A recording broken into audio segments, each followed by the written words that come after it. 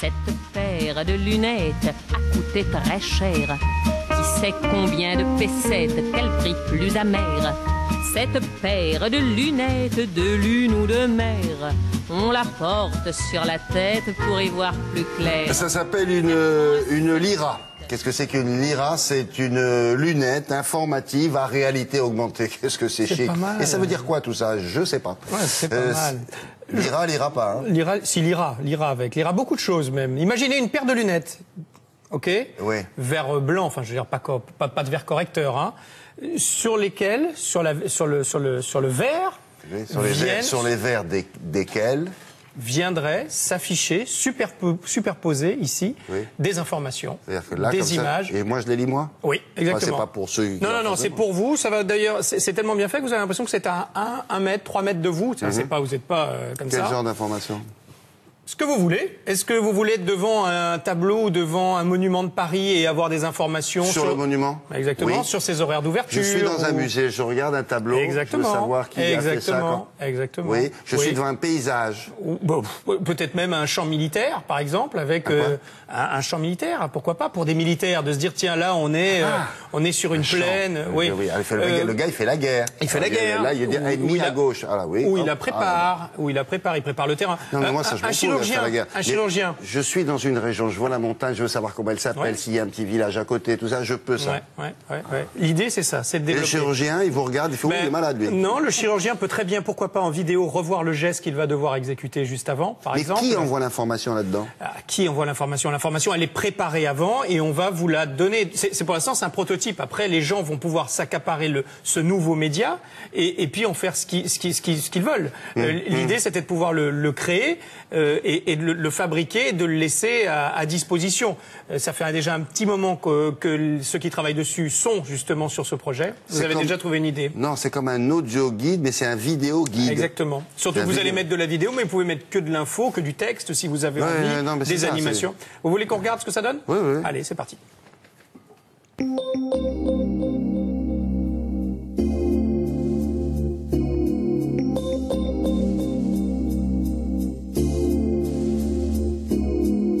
Ce produit, en fait, on peut considérer que c'est un nouveau support de diffusion multimédia. Donc ça peut servir à tout ce dont peut servir un support multimédia. C'est un nouveau support de diffusion. En l'occurrence, aujourd'hui, nous, on est positionné sur des marchés professionnels. Donc on est positionné, par exemple, sur le marché industriel. Donc ça sert pour des opérations de maintenance. Par exemple, pour voir derrière la carlingue d'un avion, voir des composants. Ça sert aussi pour le médical. On a un autre projet dans la culture, par exemple, d'audio-vidéo guide, par exemple. On peut se promener dans le Louvre, imaginons, demain, avec des lunettes de réalité augmentée, et on va voir toute une analyse du tableau de la Joconde qui va superposer au tableau, qui va montrer le travail de l'artiste, des perspectives, des couleurs, etc. Principe technique des lunettes, en fait, on a un verre transparent. Et ça, c'est vraiment la plus-value des lunettes. C'est-à-dire qu'on continue à voir en mettant les lunettes. Sur le côté de la branche, on a un petit projecteur qui vient projeter une image virtuelle sur ce verre transparent. Et devant la lunette, on a une mini-caméra. Cette mini-caméra voit ce que vous voyez. Et le système est capable de comprendre ce que vous voyez, les formes, les mouvements qui sont devant vous, et d'insérer ce que vous voyez en temps réel, les contenus virtuels. Une fois qu'on a mis les lunettes, on peut se poser la question, comment on va naviguer maintenant? Parce que si je suis devant mon ordinateur, j'ai ma souris, mais là, j'ai pas de souris, je suis dans la rue avec mes lunettes. On va naviguer soit avec une commande vocale, c'est-à-dire qu'on a de la reconnaissance vocale, soit avec une reconnaissance gestuelle. C'est-à-dire qu'on va placer la main devant son champ de vision, devant soi, et avec la main, on va désigner les différentes icônes qui s'affichent à l'écran, on va déplacer des objets comme sur un écran d'ordinateur, sauf que la souris est remplacée par la main. La forme de la main est reconnue par la caméra. Et tout ça va être calé sur ce que je vois. Voilà, c'est un des principes de la réalité augmentée, c'est d'analyser l'environnement pour caler les informations par rapport à ce que je vois. Bon, on en est au niveau du prototype. Ouais. Les applications militaires, c'est effectivement c'est incroyable. On l'a vu avec l'avion, c'est que vous repérez, vous avez des informations nécessaires. Par exemple, si l'avion a encore des bombes après en avoir lâché. Par exemple.